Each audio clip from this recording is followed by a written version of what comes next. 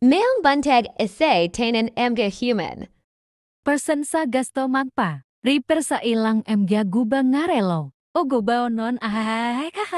PM lang para masabutan nito emgya mamsir. Or direct nalang anhi. Dar sa mang anggamay na syep sarilo. Ok na patmi ginagmay na emgya balikya na emgya relo. Amgya kahuman person, let's go. Kumuha niya itong mga gamit sa relo guys na pang ukay-ukay, gubaon o ayohonon.